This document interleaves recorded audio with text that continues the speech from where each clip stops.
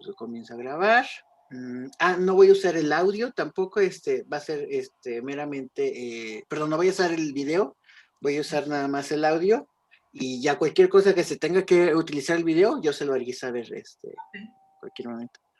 Bueno, saludos, chicos, saludos chicas y personas que nos escuchan. Sean bienvenidos a este podcast que se llama Tu Materia Gris, que es un suplemento académico que sirve como apoyo didáctico para las materias de neurociencias, específicamente neuropsicología.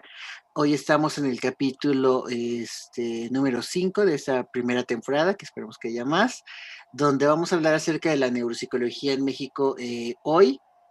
Y pues para eso, hoy van a decir que siempre digo que estamos de manteles largos, pero hoy estamos, yo creo que de manteles larguísimos, porque tenemos una invitada especial, en primera, muy querida para mí, a la cual yo le tengo mucha admiración y le tengo mucho respeto, y en segunda, me imagino que admirada por y conocida por todos ustedes. Hoy tenemos nada más y nada menos que a la maestra Marilena Navarro Calvillo. Muchas gracias por aceptar la invitación, maestra. Y pues me voy a permitir hacer una pequeña presentación de la maestra. La maestra actualmente es la secretaria general de la Facultad de Psicología. Ella es miembro, fundadora de la Asociación Mexicana de Neuropsicología de aquí de México.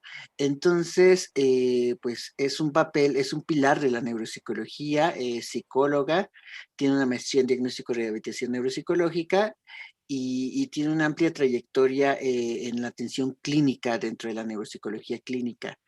Y específicamente creo que ha sido una promotora de la neuropsicología clínica infantil en México. Entonces, autora de muchos textos, autora de muchos artículos y apasionada por la enseñanza y sobre todo por la actividad clínica. Muchas gracias, maestra. Muchas gracias a ti, muchas gracias y bienvenidos, bienvenidas a este podcast.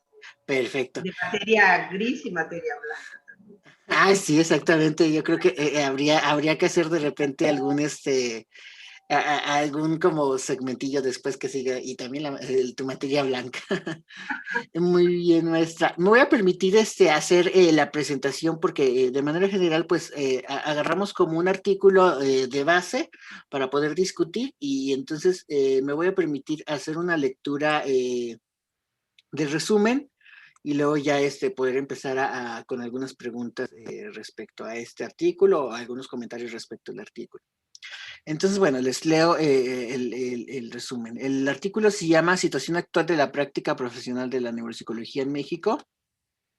Fue escrito por múltiples autores, dentro de ellos Paola Fonseca Aguilar, Diego Rivera, Adriana Guayo, Xochitl Angélica Ortiz, Janet Rodríguez, Agudelo, Enrique Álvarez, Juan Carlos Arango Lasprilla. Y bueno, les voy a leer el resumen. El objetivo de este estudio fue conocer las características de la práctica neuropsicológica en México, incluyendo la formación profesional, la situación laboral actual, el proceso de evaluación y diagnóstico, rehabilitación, docencia e investigación. Participaron 171 profesionales en México, quienes respondieron a una encuesta electrónica entre el 1 de junio del 2013 y el 1 de enero del 2014. El 76% indicó haber obtenido su entrenamiento en neuropsicología durante el posgrado y aunque indicaron estar muy satisfechos con su labor, su satisfacción con el salario fue menor. La mayoría trabajan con personas con problemas de aprendizaje y trastornos de atención e hiperactividad.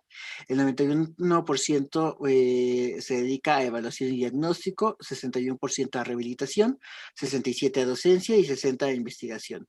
Los problemas más comunes fueron la falta de datos normativos y el alto coste de los test. Las barreras más observadas en el desarrollo de la neuropsicología fueron la falta de colaboración entre profesionales y la falta de avances a nivel profesional en el campo de la neuropsicología en México. Sin embargo, aún quedan aspectos por mejorar, como el establecimiento de criterios para la regulación de la práctica neuropsicológica en el país. Y pues de esto se trata este artículo. Prácticamente creo que este resumen se me hizo bastante bien.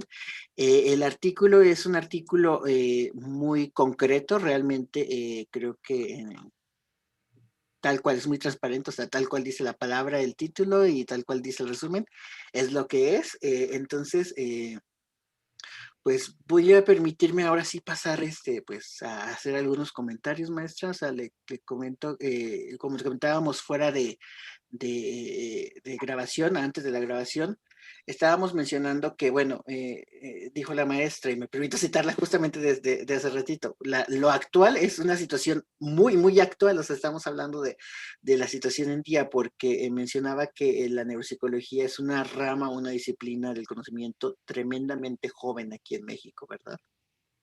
Entonces, no sé si guste como mencionarnos un poquito acerca pues sí, desde Sí, cuándo podríamos decir que existe la neuropsicología aquí en México. ok.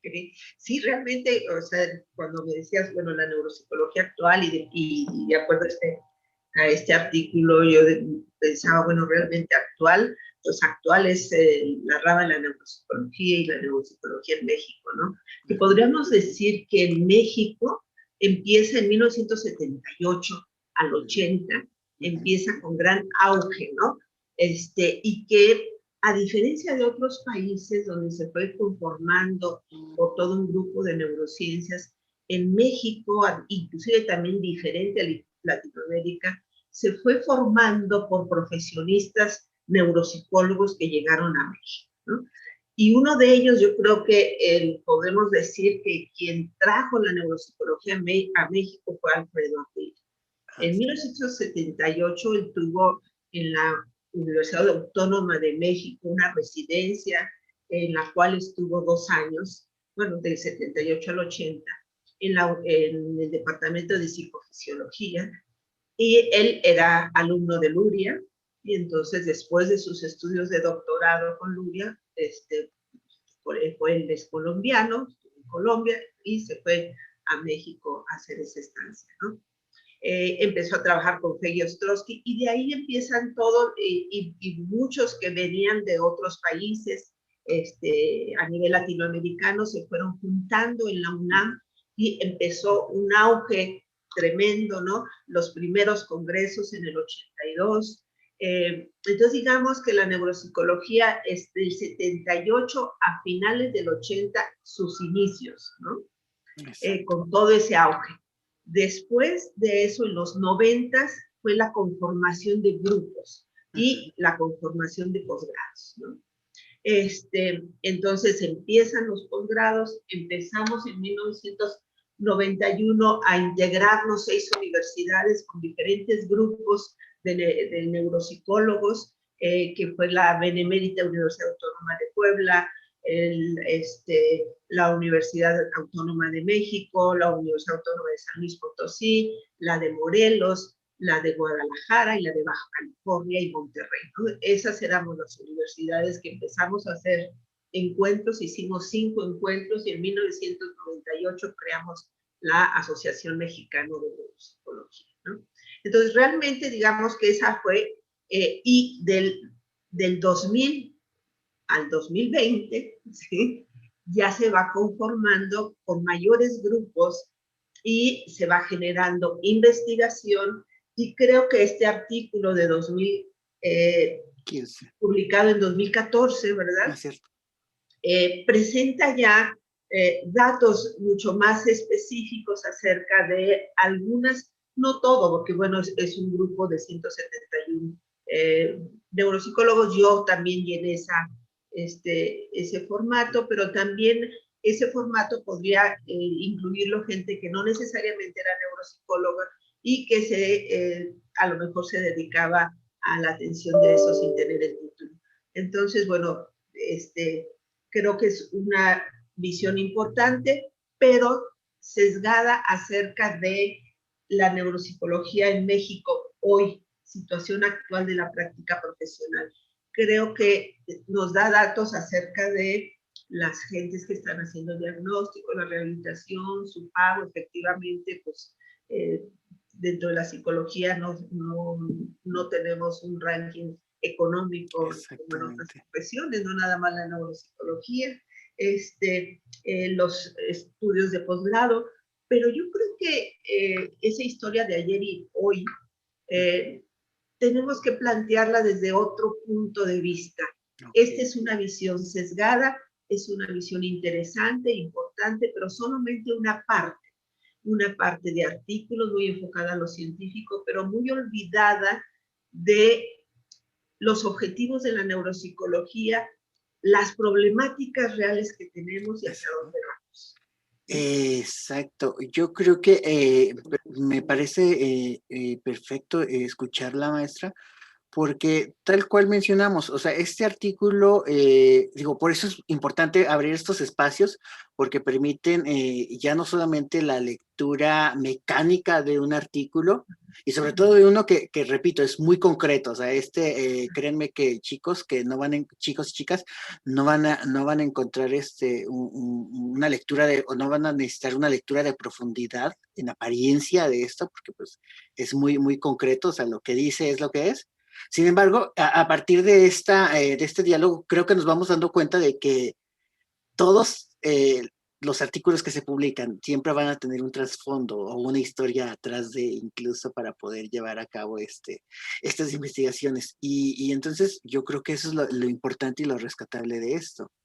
Claro. Y bueno, la persona que lo lideró este artículo es una persona que pues tiene una trayectoria muy importante, muy desde el estilo norteamericano también, donde importan mucho las pruebas, donde importan mucho las investigaciones y las publicaciones, y que está bien, pero creo que un poco olvidado sobre la realidad y las características de Latinoamérica y de México, y en especial de la neuropsicología y de la neuropsicología soviética. Yo creo que aquí Exactamente. es una visión de una neuropsicología norteamericana, pero no soviética. Exactamente. Entonces, creo que valdría la pena hacer un análisis más a fondo. Perfecto. Yo creo que incluso cuando llegamos a la parte de los instrumentos fue donde yo dije, ahí fue donde yo sí noté el sesgo al 100% total. Ahora sí que sin temor a errar, ahí sí puedo decir que sí, definitivamente hubo cosas que se omitieron, eh, porque pues bueno, son cosas que de repente no todo el mundo puede llegar a conocer o a manejar. Y entonces, bueno, yo creo que voy a empezar con una tabla o una temática muy, muy interesante que dice, ¿cuáles consideran que eran las barreras más importantes para el desarrollo de la neuropsicología en México? Se les preguntó a estos 171 profesionales y un 54% dijo que era la falta de disposición para colaborar entre los profesionales. Esto llama mucho la atención porque, bueno, creo que es muy, muy cierto. O sea, definitivamente tampoco creo que sea algo que sea exclusivo de la neuropsicología. O sea, creo que, pero en la neuropsicología es muy evidente porque yo comentaba con algunos tanto de mis compañeros como de alumnos y alumnas que les mencionaba que el trabajo en equipo es tremendamente necesario en neuropsicología. Incluso alguna vez que me llegaron a cuestionar por algún perfil de ingreso, un posgrado de neuropsicología, me dijeron, si tú hicieras un perfil de ingreso, ¿qué pedirías? Y yo dije, pues, dije, bueno, el aprendizaje o el conocimiento, o sea, sí me es relevante, pero creo que me sería muy relevante saber las habilidades que pueda tener una persona, las actitudes y aptitudes que pueda tener una persona para el trabajo en equipo. Porque creo yo, y esto creo que es importante hacerlo notar y hacerlo saber, que la neuropsicología difícilmente se va a encontrar solita, o sea, siempre se va a encontrar en acompañamiento con otra disciplina, ya sea de un neurólogo, de un psiquiatra, de un profesor de educación especial, de un profesor de educación regular. Entonces siempre vamos a encontrarnos como en este cruce. O sea, yo siempre he dicho que como la neuropsicología es una ciencia, una disciplina fronteriza, justamente puede abrir el diálogo con un montón de otras disciplinas. No sé qué opina usted, maestra, respecto a esto. Sí, efectivamente, yo no lo veo como problema. O sea, yo me acuerdo desde que nació la Neurocicología en México en 1978. Bueno, yo llegué al DF en 1979, me tocó todo un año con Alfredo Ardila, y íbamos al Hospital de Neurología allá en Tlalpan, en la Ciudad de México, con Alfredo, y a ver pacientes. Y bueno, así, lo hacía de una forma tan genial que sin ninguna prueba, más que un lápiz y una pluma, íbamos al cuarto del paciente, hacía 2 que 3 intervenciones, preguntas, lo ponía a hacer algunos ejercicios y decía, pues es un trastorno afásico de tal. O sea, decían, wow, esto es ciencia ficción. En ese momento dije, yo quiero estudiar eso no lo puedo. Y ver un paciente con inatención, ¿no? Y que no podía percibir un lado de su cuerpo. Yo decía, esto no puede ser, ¿no? Entonces, no necesitaba tanto. Y el grupo de neurólogos, neurocirujanos, respetaban a Alfredo Ardila, ¿no? Entonces dices, bueno, es más bien ir empezando a dar la importancia del neuropsicólogo en un grupo de trabajo. Y cuando trabajas de una manera digna, entonces sí, la comunidad de todos los demás profesionistas te van tomando en cuenta, ¿no? Aquí el problema es cuando no somos neuropsicólogos, nos vamos a trabajar con otros profesionistas, queremos aplicar pruebas y no hacemos ninguna interpretación a fondo, aunque no tenemos un marco teórico, ¿no? Yo creo que a lo mejor antes pudiera ser que los neurólogos eran bastante celosos, pero actualmente en cualquier congreso, los neurólogos, los neuropsicólogos, todos los de las neurociencias, pues se integran, y yo creo que ese problema poco a poco ha ido disminuyendo. Eso me parece perfecto y creo que usted dijo algo tremendamente importante y una idea que me voy a permitir rescatar o parafrasear de alguna manera. Es que si la neuropsicología no se puede dignificar a sí misma, difícilmente otras profesiones van a ver dignidad dentro de este mismo enfoque. Entonces, usted lo mencionó muy bien. Creo que primero tendríamos que empezar a trabajar desde dentro de la neuropsicología para poder eso mismo reflejarlo hacia afuera. Y entonces eso nos lleva incluso a considerar, qué bueno que menciona, bueno, les comento, chicos, chicas, que nos escuchan, este podcast se está grabando en enero del 2021. Y bueno, por aquí han escuchado que se ha mencionado a un precursor, a un fundador de la neuropsicología de aquí de México, el doctor Alfredo Ardila, y nos encontramos, pues lamentablemente, a muy poco tiempo posterior a su deceso. Entonces, creo que hoy por hoy es muy importante hacerlo notar porque, bueno, nos va a hacer eh, pues le estamos rindiendo un homenaje de cierta manera a la hora de estar considerándolo a él dentro de nuestras conversaciones académicas actuales para que pueda permanecer. O sea, digo, su legado es más que evidente que continúa, o sea, su legado académico ahí está, o sea, sus obras ahí están. Sin embargo, creo que también de alguna manera podemos continuar un legado un poco más cotidiano a la hora de estarlo hablando y trayéndolo a las clases para que ya después ustedes puedan ir a consultar su obra. Ahora sí. Sí, de veras, sí, es un homenaje a Alfredo Ardila, mi mentor, es un ícono, y como les decía, yo creo que podemos decir que inicia en México. Claro, por otros de neurociencias que vinieron, pero no eran neuropsicólogos. El primer neuropsicólogo que llegó a México fue Alfredo Ardila, ¿no? Y por ahí busquen en YouTube un curso que dio en la UNAM sobre la asimetría del lenguaje. Es hermoso porque además era tan didáctico que repetía una y otra vez el concepto de una manera tan pues didáctica, ¿no? Que lo aprendías o lo aprendías. Entonces escúchenlo. Sí, la verdad es que sí, yo me voy a permitir hacerlo llegar después a ustedes, o lo dejaría en la descripción de este video para que puedan tener acceso, pero la verdad es que es muy cierto. Y bueno, entonces me voy a permitir, hablando acerca de esta situación de dignidad dentro de la misma psicología y neuropsicología, una pregunta que se me hizo bien curiosa y que fue de las que más me saltaron. por dos cosas. La de los 20 instrumentos de evaluación neuropsicológica más utilizados en México.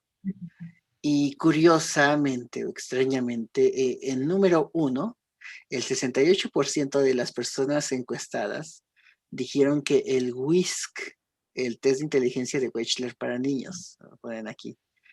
Y entonces, bueno, ese y ponen muchos otros más.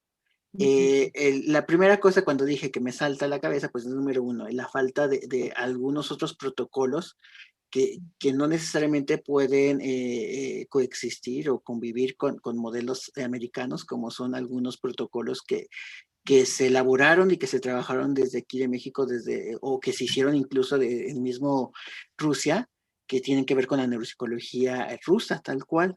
Entonces dije, ay, no apareció ninguno de aquí de estos, entonces dije, bueno, qué raro, o sea, dije, México, a final de cuentas, creo que tiene buenas personas, buenos profesionales capacitados y formados en la neuropsicología rusa, y creo que pueden utilizar bastante bien estos instrumentos, pero no apareció ninguno. Y el segundo fue que apareció, dije, bueno, vámonos a quedarnos con una escuela americana. Se me hizo muy raro que el primer elemento que se tenga para una evaluación neuropsicológica sea un instrumento que de naturaleza no fue creado para la evaluación neuropsicológica y que como después por alguna situación de, quiero suponer que en parte de moda y en parte de pragmática empezaron como a quererla a agarrar las evaluaciones de whisky, decir que eran necesariamente neuropsicológicas, cuando, repito, pues por su naturaleza no lo son. Ahora, que un buen neuropsicólogo, o sea, puede de cualquier cosa tomar datos e información, pero de entrada se me hizo muy curioso que hayan agarrado estos instrumentos como muy, pues sí, que repito, son de la psicología general, no de la neuropsicología, no fueron hechos para la neuropsicología. Así es, y yo creo que ahí tenemos un problema que tenemos que trabajar hoy en la neuropsicología. Uh-huh. Que muchos de los términos y de las pruebas las toman de la psicología. Exacto. El WIS es una prueba de la psicología, no de la neuropsicología. Los términos de lenguaje, funciones ejecutivas, atención, es de la psicología.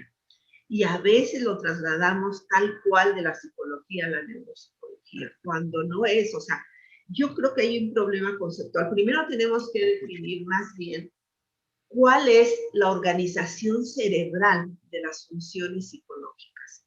Y además, desde la corriente soviética, estudiar esas funciones realmente como aparecieron en el ser humano. En el ser humano el lenguaje no apareció, o sea, la necesidad del lenguaje solamente apareció por la necesidad de la comunicación y no del lenguaje en sí, ¿no? El lenguaje vino después, primero fue la necesidad de la comunicación. Y entonces, si sabemos la organización cerebral y sabemos cómo el ser humano fue desarrollándose en esa función, entonces sabremos cómo se desarrolla y cómo puede afectarse. Y entonces buscar herramientas para poder evaluarlo, ¿no? Yo recuerdo que fuimos a un curso con Svetkova, que fue una de las hijas de Luria, y que estuvo en la primera generación de los alumnos de la Benemérita Universidad Autónoma de Puebla, y nos organizó un curso en Moscú, en la universidad, un edificio de Stalin hermoso, entonces, y fuimos al hospital donde había trabajado Luria, ya un hospital viejo, ¿no? A ver cómo se evaluaban pacientes. Algunas canadienses y norteamericanas que iban también al curso, porque fue un curso internacional, pues le pedían a la doctora pues, que le vendiera las pruebas neuropsicológicas, ¿no? Entonces la doctora decía, pues yo, aquí no hacemos neuropsicológicas, no vendemos pruebas neuropsicológicas. Bueno, pero el Cristian, el Uria, ¿cómo se llama? Luria, Nebraska. La batalla de Nebraska. No, eso se hizo en Estados Unidos, pero Luria no, nada tuvo que ver con eso. Entonces la doctora Svetkova sacaba hojitas de papel revolución ya viejitas, láminas también ya viejitas, les sacaba, les preguntaba, les hacía y tenía el diagnóstico en minutos, ¿no? Entonces no necesitaba, entonces ella decía, no necesitan la prueba, necesitan el saber toda la organización de las funciones en el cerebro y cómo se van desarrollando. Y entonces ya buscan pruebas. Yo creo que en México, efectivamente lo que dices, el artículo está un poco sesgado, porque lo que podemos presumir, que no sé si sea bueno o malo, ¿sí? Por lo que estoy diciendo de los aspectos conceptuales, teóricos de la organización cerebral, pero somos pioneros en Latinoamérica de evaluación de test. O sea, yo creo que en los años 90, 2000 fue todas las pruebas, el NeuroPsy, Banff, etcétera, todas son pruebas que ya se están utilizando inclusive a nivel internacional, o sea, y tienen sus normas y hay mucha investigación con respecto a eso. Yo creo que si podríamos decir cuáles pruebas son las más utilizadas, yo creo que serían esas, ¿no? En los adultos, NeuroPsy, la Banff y algunos otros protocolos, ¿no? Pero que, y en el niño, pues, el ENI y otras pruebas que están por ahí, que las posgrados, que finalmente han salido de los posgrados de la Universidad de Neurociencias del UDG de Esmeralda Matute, de Heli Ostrowski, del Iztacala, también con la prueba de aprendizaje, ¿no? Entonces, yo creo que México puede presumir de eso. ¿Por qué digo que es bueno y que es malo? Es bueno para la investigación porque tenemos ya instrumentos que podamos medir, ¿no? Y que puede llegar a mucha gente. Pero es malo porque a partir de que salen los instrumentos, muchos alumnos o psicólogos se creen neuropsicólogos porque saben aplicar una prueba, ¿no? Y eso no es neuropsicología. Y eso es un gran peligro que yo veo, en que todo alumno que sabe manejar una prueba siente que está haciendo evaluación neuropsicológica. Creo que acaba de dar en un punto tremendamente importante y necesario primero para ponerlo sobre la mesa y luego para no quitarlo de la mesa, o sea, que se quede ahí para poderlo continuar desarrollando y trabajando. Creo que de alguna manera en la neuropsicología o lo que muchas personas llegan a entender por neuropsicología es una versión un poco, me acuerdo mucho que alguien utilizó esta palabra, como si fuera un fetichismo clínico de la neuropsicología, como reducir toda la actividad la actividad profesional neuropsicológica a objetos y que fuera el objeto en sí mismo el que brinda la categoría de trabajo profesional cuando sabemos, usted lo acaba de poner ejemplos muy claros, cuando un simple lápiz y un simple papelito, un lápiz y hojita era más que suficiente y no teníamos que tener cosas tan sofisticadas como pueden ser. Digo, me parece muy bien. No crean que tampoco esta es una queja para decir que no queremos las pruebas. O sea, las pruebas son necesarias, son útiles, pero siempre y cuando se encuentren atravesadas por un sustento teórico, un marco teórico, y creo yo una muy buena actividad clínica. O sea, repito, sí ha habido momentos en los que se parece o se reduce la actividad de las y los neuropsicólogos a este fetichismo, les digo, fetichismo clínico, donde uno cree que es solamente el instrumento, en la última versión del instrumento, y ahora con la modificación digital, hasta podríamos decirlo, y nos olvidamos de que justamente la neuropsicología surgió de la clínica y primeramente neurológica y forzosamente yo creo que la clínica debe de ser algo que debe de regir la actividad profesional de neuropsicología. O sea, sí. Sí, y además no olvidar la neuropsicología como surgió en la Unión Soviética. Imagínense nada más. Estaba Luria, estaba Lenin, estaba Vygotsky, estaba Lundiev, o sea, todo un grupo que no nada más era la parte de los aspectos neurofisiológicos del cerebro, ¿no? Sino la parte histórico-social. Estaban, pues, todo lo del socialismo, pero un análisis mucho más profundo del ser humano y la sociedad, ¿no? Entonces se fue generando una neuropsicología muy completa y con grandes genios, ¿no? Ujú. Entonces, no, de repente yo creo que esta nueva neuropsicología más comercial Sí. nos aleja de esa neuropsicología que nació haciendo, pues por ver pacientes heridos de guerra, ¿verdad? Pero Ujú. tratando de hacer una explicación de las funciones psicológicas a través de otros profesionistas, ¿verdad? Ujú. Y que a veces lo olvidamos, ¿no? Y yo creo que también los alumnos, o no sé si nosotros también nos hemos encargado de darles nada más esa visión muy concreta de los instrumentos Sí. y de cómo valorar un paciente, y entonces estamos promoviendo el que la neuropsicología sea charlatanería en un momento dado.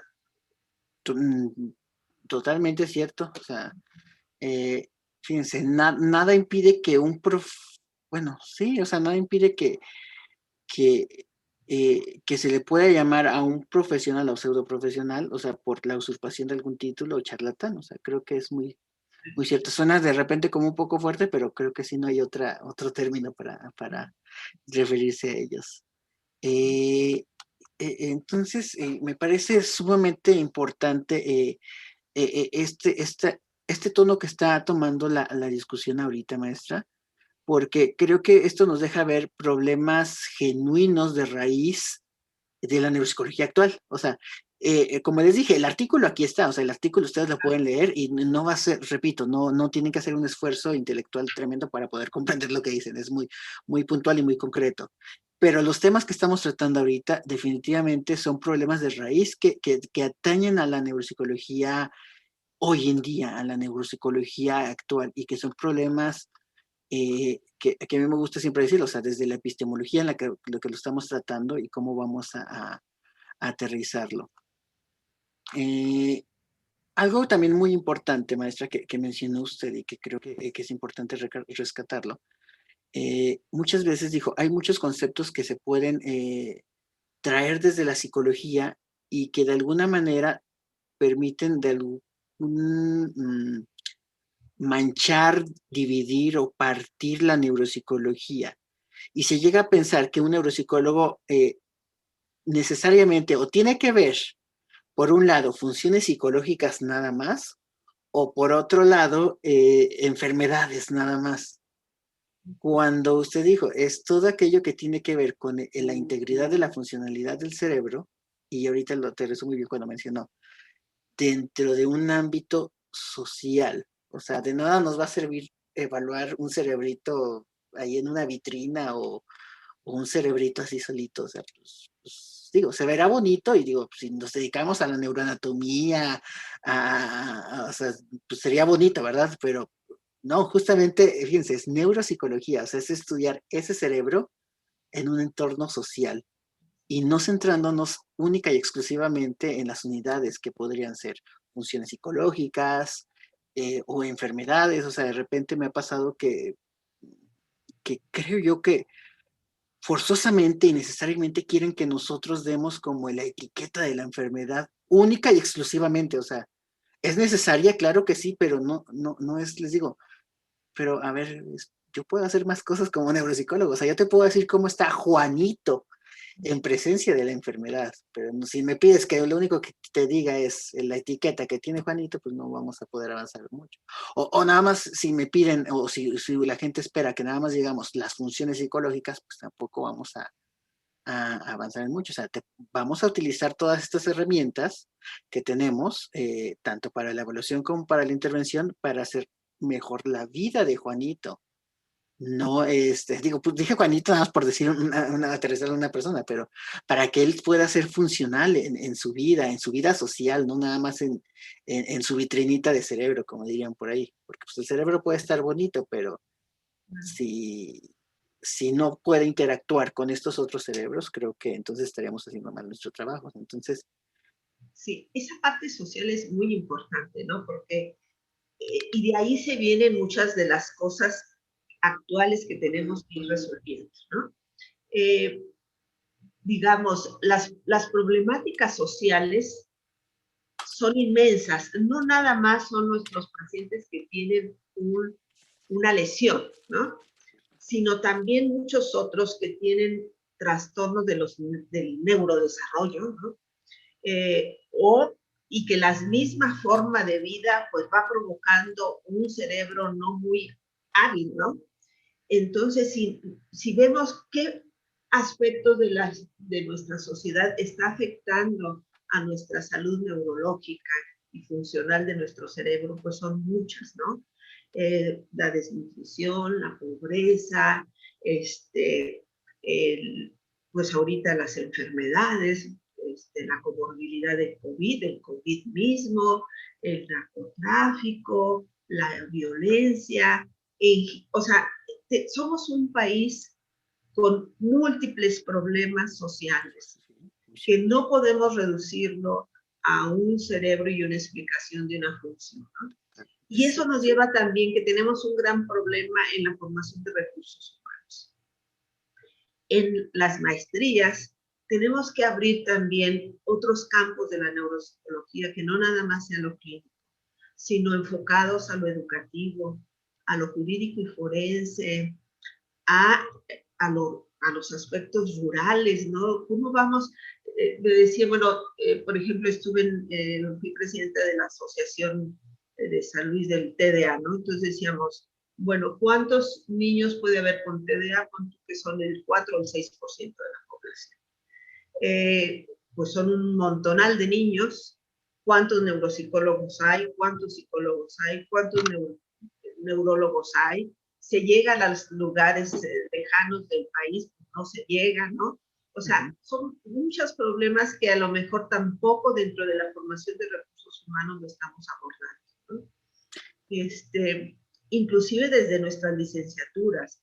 Yo me cuestiono y de repente sufro cuando digo, le pondré práctica neuropsicológica cuando no son neuropsicólogos. Les enseñaré pruebas neuropsicológicas cuando no son pruebas neuropsicológicas o nada más les hagan un buen quiz y con eso, ¿verdad? Porque a lo mejor nuestra labor es que aprendan perfectamente la organización cerebral, aspectos teóricos, epistemológicos importantes y hasta ahí, ¿no? Y sí abordar trastornos de práctica del neurodesarrollo, pero más desde la psicología con algunos tintes de la neuro, pero no llamarles neuro, ¿no? Exacto. O sea, creo que tenemos que darle una reorganización a nuestra formación de recursos humanos, desde licenciatura como de posgrado, y hacer las acreditaciones de neuropsicólogos, que eso está en el tintero y no se ha hecho, porque de repente, y que tuviéramos una injerencia a nivel federal y a nivel educativo, porque de repente ahí oímos que están queriendo abrir licenciaturas en neuropsicología o intervención neuropsicológica en 2 años, ¿no?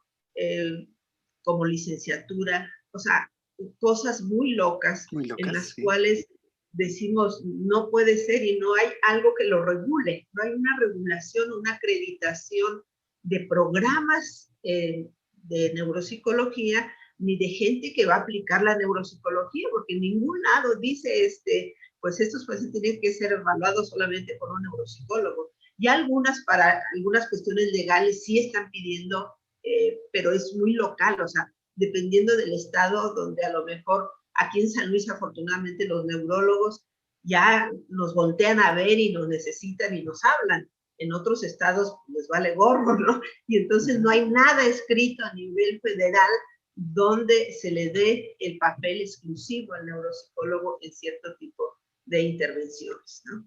Fíjense, entonces yo creo que aquí podríamos hacer la siguiente aseveración al 100%. Una de las cosas que no viene en el artículo y que podríamos agregar es que uno de los problemas que falta o que tenemos aquí en neuropsicología actual en México es el problema de la regulación de la práctica clínica y del ejercicio clínico.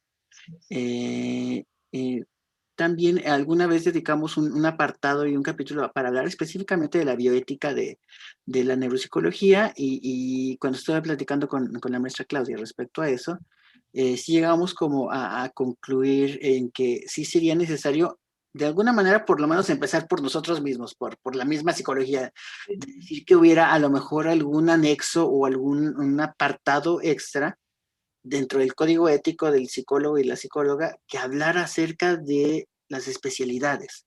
Así es. Porque nos dimos cuenta de que esto no era solamente algo de la neuropsicología, que también ocurría mucho con los psicoterapeutas, que Así también es. hay personas que están haciendo, dicen hacer psicoterapeutas cuando ni siquiera tienen una formación de posgrado.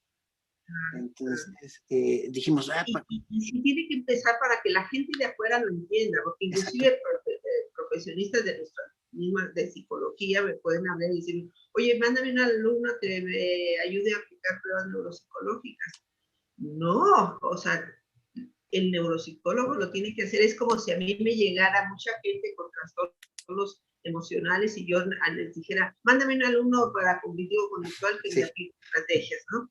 Pues no, tiene que ser una gente con su especialidad y exactamente. que trabaje, ¿no? Entonces yo creo que desde ahí tenemos que trabajar la parte de los, de la ética, ¿no? De las especialidades y la formación de recursos humanos, redefinirlo, qué requiere un agente de pregrado, qué requiere un agente de posgrado y cuáles son las otras áreas que nuestro país requiere, ¿sí?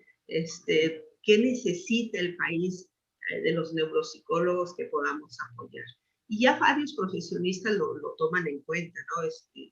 Gente que está trabajando en toxicología, pues ya saben que la gente de neuro les puede ayudar en Ujú. ver esas alteraciones, pero pues son pocos, o sea, no es algo que hemos podido lograr en México. Y otro problema importantísimo, como yo les decía, la evaluación es algo por lo cual podemos presumir, pero en la intervención, en la rehabilitación y en la publicación no es algo que podamos presumir, más bien carecemos de eso, ¿no? Ya hay más eh, posgrados, más gente. Ahorita no recuerdo, pero en un ejercicio que hicimos en la asociación fue cuántos egresados de cada posgrado hay para ver más o menos cuántos neuropsicólogos en el país somos, ¿no? Somos alrededor ahorita como de 600 neuropsicólogos en todo el país, aproximadamente, ¿no? Yo hago la cuenta en San Luis y digo, y con los dedos de la mano creo que somos 6, ¿no? O sea, no más, ¿no? O sea, entonces sí tenemos que a los alumnos que se animen a estudiar un posgrado, ¿sí? Y que pues somos pocos y que se requieren neuropsicólogos y que tenemos que ver las necesidades del país y sobre todo en intervención. Hay que sistematizar la intervención neuropsicológica y la rehabilitación neuropsicológica, pero desde la perspectiva que les decía epistemológica de la neuropsicología social. Entonces, pues Perfecto. mucho trabajo que tenemos. Afortunadamente somos muy nuevos, tenemos pocos años. Ya a mí no me va a tocar, pero yo espero que las nuevas, y me da mucho gusto porque saben que hay gente muy capaz que ya está trabajando en lugares muy importantes. Por ejemplo, en México, en el psiquiátrico tenemos EIDED, Ivonne, tenemos en el de neurología Ana Ruth, Ruth, ¿no? ujú. Julio Flores en otro de genoma humano, que es un hospitalazo padrísimo y está haciendo investigaciones de punta, ¿no? O sea, hay gente que ha salido de los posgrados y que está ahorita haciendo cosas maravillosas que no se ven en este artículo, ¿sí? Habría que después invitar a esos fregonazos que fueron alumnos de nosotros y que ahorita están haciendo cosas muy padres, ¿no? Yo creo que de ahí tenemos que empujar a que esa gente emule, nuestros alumnos emule a todas esas neuropsicólogos que ahorita están brillando a nivel nacional. Exactamente. Justamente como una anécdota, una experiencia personal, o sea, yo me llegó una muy grata sorpresa con el doctor Julio Flores, porque justamente, bueno, yo tengo un amigo muy querido que él es psiquiatra, y se fue a hacer ya su subespecialidad, bueno, ya terminó, se fue a hacer una subespecialidad en psiquiatría, en psiquiatría, perdón, y ya de repente estábamos hablando y ya le estaba yo platicando acerca de unos artículos, y me dice, eso suena mucho a lo que hace mi asesor de tesis, y yo dije, pues, ¿quién es tu asesor de tesis? Me dijo, el doctor Julio Flores. Y dije, ay, qué bien, o sea, se me hizo súper, tanto, o sea, dije, qué bonito que la neuropsicología haya podido incursionar en otros ámbitos y que la psiquiatría también haya permitido este diálogo. Entonces yo dije, o sea, estaría súper, estuvo súper genial eso, o sea, el trabajo dentro de paidopsiquiatría con la neuropsicología. Entonces a mí se me No, hizo... yo quisiera que los alumnos se enamoraran de la neuropsicología. Y un poco hice un ejercicio que me voy a entrevistar, Edgar, y me gustaría decirles cómo fue que me atrajo la Ah, neuropsicología. perfecto, Yo adelante. creo que por ahí también a ustedes les debe, a lo mejor eso es lo que realmente nos lleva a hacer algo que nos guste, ¿no? Porque nos empieza a apasionar. Uno es tener cerca a un investigador que trabaje en eso. Yo llegué a la UNAM, afortunadamente, por suerte, llegó Alfredo Ardila, le pegué a todos los cursos que daba, y mi maestra era Feli Ostrowski. Trabajé muchos años con Feli Ostrowski, aprendí de ella, ¿no? Fue mi maestra, a la cual le tengo respeto y mucho agradecimiento, y que hay que además aprender a agradecer, ¿no? Y por otro lado, pues fueron las experiencias a nivel de investigación y de práctica.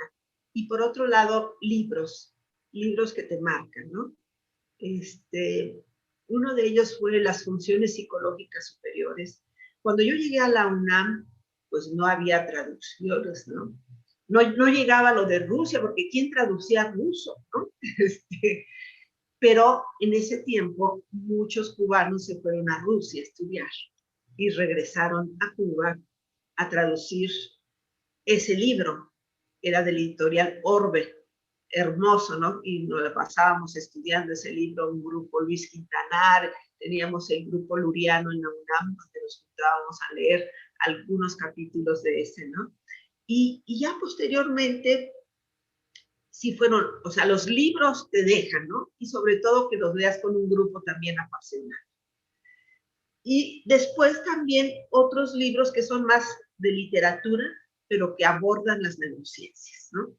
Porque siempre la literatura te mueve, te toca fibras, ¿no? Porque es más lo personal, lo emocional, lo social, y le dé sentido a tu área, ¿no?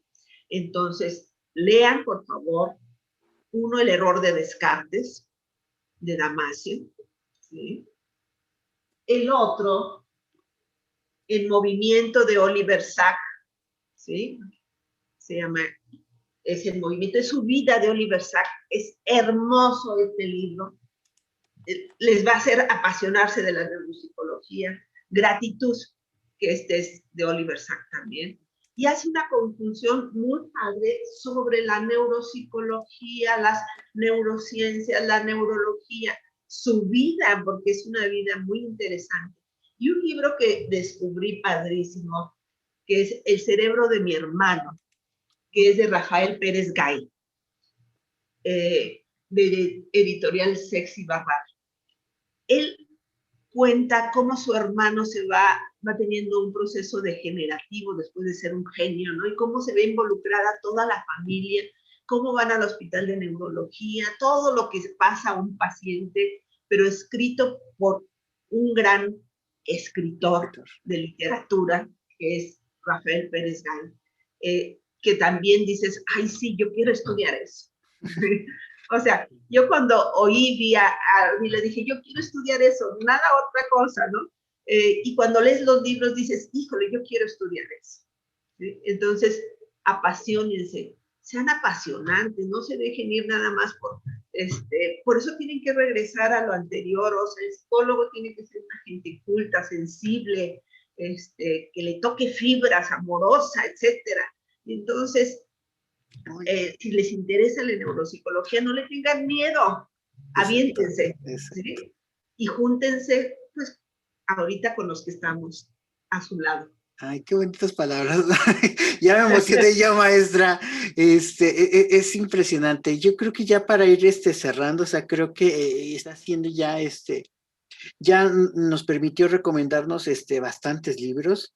No sé si tenga por ahí también, hablando de arte, hablando de emociones, si tenga por ahí alguna película que crea que sea importante poder ver. Bueno, la primera que yo vi que también me conmovió, pues fue la de Despertares, de Ujú, Oliver Sacks, ¿no? Además con una actuación brillante de Robert De Niro, ajá, que es, y de un trastorno muy específico, pero bueno, va viendo y tiene que ver con un libro que también escribió Oliver Sacks, ¿no? Pero esa película es emblemática, ya antigua, pero muy bien hecha, muy bien actuada y conecta muy bien a lo que nos interesa. perfecto, maestra. Pues creo que ya podríamos empezar entonces ahora sí a ir cerrando. O sea, creo que definitiva me permito concluir lo siguiente de esta sesión. Repito, el artículo aquí está, lo pueden leer, pero es muy concreto. Nos permite a entender que los problemas actuales de la neuropsicología no tienen que ver necesariamente con actuaciones muy específicas, sino que tienen que ver con situaciones un poquito más complejas, que tienen que ver con la aplicación y la utilidad de la neuropsicología hoy en día, no solamente a nivel clínico, sino a nivel social y sobre todo fundado siempre en una base teórica y epistemológica muy sólida. Y usted lo acaba de mencionar, creo que también acaba de mencionar otro de los problemas, yo creo que clásicos de la neuropsicología, es que los psicólogos y neuropsicólogos específicamente tienen que regresar a las bases antiguas y menciona usted, tienen que ser personas cultas. Yo creo que una persona que sea neuropsicólogo y que no sepa explorar su propio lado humano, entendiéndole esto como su lado emocional, su lado creativo, su lado artístico, poco va a poder hacer en la práctica con las personas, o sea, porque podrá ser muy buen investigador, pero si no nos detenemos a hacer este análisis personal de decir, ¿qué es lo que a mí me emociona? ¿Qué es lo que a mí me mueve? ¿Qué es lo que a mí me apasiona? Poco vamos a poder en una primera instancia transmitirlo a los alumnos y en una segunda instancia transmitírselo a los propios pacientes. O sea, porque yo creo que Sí, también eso serviría mucho, o sea, que un paciente vea a su profesional, a su neuropsicólogo, a su psicólogo apasionado por lo que hace, yo creo que eso sería una maravilla. O sea, me puse a pensar y a reflexionar en mí. Y cuando he tenido atención médica, o sea, yo sí he dicho que hay médicos que yo los veo, o sea, de verdad, emocionados, apasionados por lo que están haciendo para conmigo. Y entonces yo digo, yo creo que nosotros también deberíamos de hacer lo mismo, o sea, mostrar esa pasión para con sí, sí, alumnos. definitiva. Y ahorita que están en pandemia, están más en casa, lean, por favor, también El hombre que confundió a su mujer con un sombrero, Sí, de sí, sí. Oliver, es hermosa, ¿no? Otro de Nuria, el que habla sobre memoria, La mente del mnemotécnico. que es muy bonito. Y efectivamente, si tienes esa capacidad cultural en todos los sentidos, hay que hacerlo, ¿no? Ahorita yo me he leído, bueno, llevo como 25 libros en esta pandemia. Ya voy a empezar con la literatura más experimental. Ya estoy a otro nivel, ¿no? Ah, Pero me estoy poniendo retos en otras cosas que te van haciendo una perspectiva como ser humano mucho más amplia, ¿no? exactamente. Y no ver así como túnel Exacto. al ser humano y la vida, más bien tienes que ampliar tu punto de vista y tu cultura para poder entender cómo Sí, estamos. hay más cosas más allá de Instagram y Twitter, chicos. Definitivamente. Hay un mundo de posibilidades. Así es. Maestra, una maravilla, un placer. No, no sabe cómo me emocionó ahorita escucharla al último. Chicos, de repente, bueno, no sé que no les va a tocar verlo, pero, o sea, se puede escuchar y percibir la emoción y la pasión que tiene la maestra por su disciplina, por su profesión y es impresionante. O sea, yo, maestra, de verdad, este último o sea, yo emocionadísimo con este último que dijo, yo estaba así aquí aplaudiendo casi, casi internamente, Un en definitiva. placer. Bueno que se te ocurrió esto, de veras te lo agradezco, te lo aplaudo. Eso habla de tu profesionalismo, de tu interés por tus estudiantes, de darles otras cosas, ¿no? Y de veras te felicito. Y qué bueno que me invitaste. Te lo agradezco profundamente. Muchas gracias. Muchas gracias, maestra. Voy, pues entonces ya no me resta más que agradecerles a ustedes que escucharon. Espero que les haya sido muy fructífero. Y recuerden lo que les he dicho, desde el primer capítulo. Aquí no espero que se tenga un aprendizaje de A, B, C, sino que espero que tengan una perspectiva diferente y una crítica hacia lo que está escrito. Muchas gracias, maestra. Muchas gracias, Edgar. Hasta luego. Tengo Chicos.